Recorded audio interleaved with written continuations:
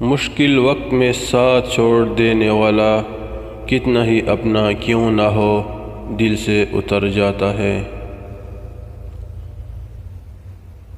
امید انسان سے کبھی مت لگائیے اور اللہ سے کبھی مت ہٹائیے، ٹھوکر بھی انہی کو لگتی ہے جن کو رب نے تامنا ہوتا ہے۔ دونوں صورتیں یقین کی ہے، کوئی اللہ کے لیے سب چھوڑ دیتا ہے اور کوئی اللہ پہ ہی سب چھوڑ دیتا ہے۔ خوش رہنے کا سب سے اچھا طریقہ یہ ہے کہ دوسروں کو خوش رکھنے کی کوشش کی جائے۔ تو اللہ کی راہ میں مستحق کو بھی دے اور اسے بھی دے جو مستحق نہیں، اللہ تجھے وہ دے گا جس کا تو مستحق ہے اور وہ بھی دے گا جس کا تو مستحق نہیں۔ بھیڑ بکریاں انسانوں سے زیادہ باخبر ہوتی ہے کیونکہ چرواہے کی ایک آواز پر چرنا چھوڑ دیتی ہے، اور انسان اپنی خواہش کے خاطر احکام الہی کی بھی پرواہ نہیں کرتا۔ خاموش رہو، صرف اللہ ہی ہے جو تمہارے دل کا بوجھ اتار دے گا۔ اپنے اندر کی سوچ کو صاف رکھیں کیونکہ کشتیاں باہر کی پانی سے نہیں، اندر کی پانی سے ڈوبتی ہے۔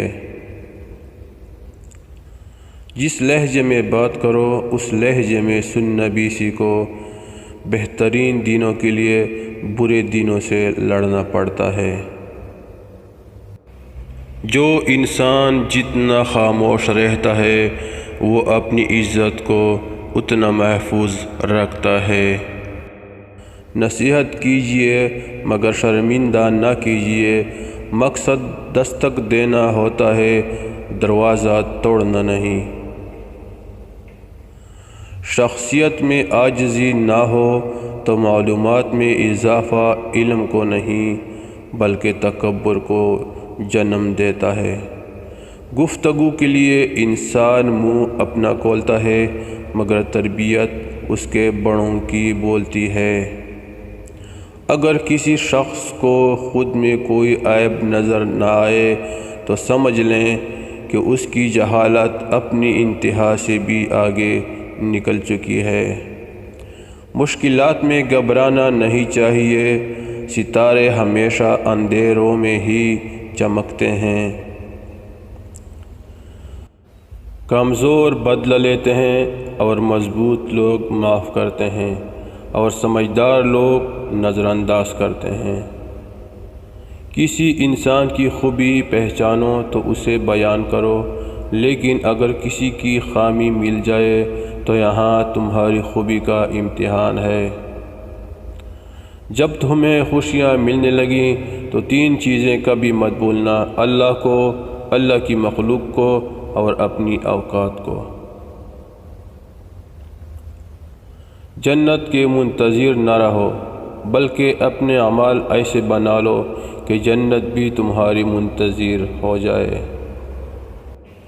3 لوگ جب آپ کے سامنے بات کر رہے ہوں تو انہیں مت روکیں، والدین، بچہ، غمزدہ انسان، کیونکہ ان کا دل بول رہا ہوتا ہے۔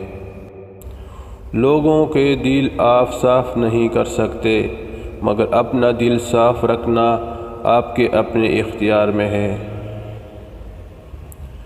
گہری باتیں سمجھنے کے لیے گہرا ہونا پڑتا ہے اور گہرا ہونے کے لیے گہری چوٹیں کھانی پڑتی ہے۔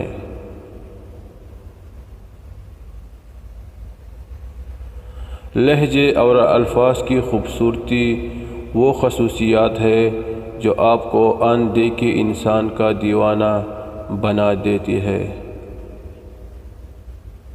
زندگی کو سمجھنا ہے تو پیچھے دیکھو اور زندگی کو جینا ہے تو آگے دیکھو۔ جب انسان زندگی کے امتحانوں سے پتھر ہو جاتا ہے تو پھر کوئی دل کو دکھا بھی دے تو برا نہیں لگتا۔ لوگوں کو تب فرق پڑنا شروع ہوتا ہے جب آپ کو کسی بات سے کوئی فرق نہیں پڑتا۔ خود کا مقابلہ کسی سے نہ کرو، آپ جیسے بھی ہو بہترین ہو۔ غصہ ہمیشہ بے وقوفی سے شروع اور شرمندگی پر ختم ہوتا ہے۔ زمین عقل مندوں سے تو بھر گئی لیکن درد مندوں سے خالی ہے۔ اللہ کی راہ بظاہر کانٹوں سے بھری ہے مگر در حقیقت اطمینان اور سکون کی دولت سے بھری پڑی ہے۔ جو شخص اپنے دوست کو برے کاموں سے نصیحت کے ذریعے باز نہیں رکھ سکتا وہ دوستی کے قابل نہیں۔ دنیا کے سبھی لوگ خوبصورت ہیں، بدصورتی تو ہمارے رویوں اور سوچ میں ہے۔ جو عبادت اخلاق اور کردار پر اثر انداز نہ ہو سکے اس عبادت سے سوائے مشقت کے کچھ حاصل نہیں ہوتا۔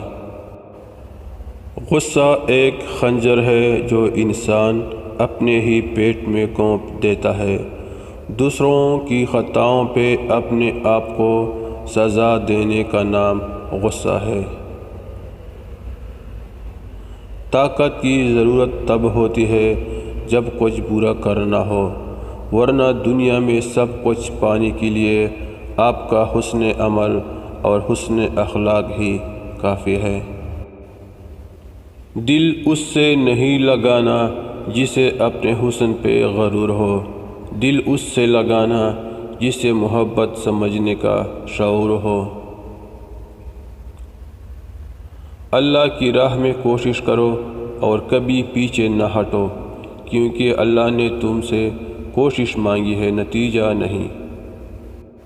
جب کوئی اللہ سے کسی کے سکھ کے لیے دعا مانگتا ہے تو وہ دعا کسی اور کے حق میں قبول ہونے سے پہلے دعا مانگنے والے کے حق میں قبول ہو جاتی ہے۔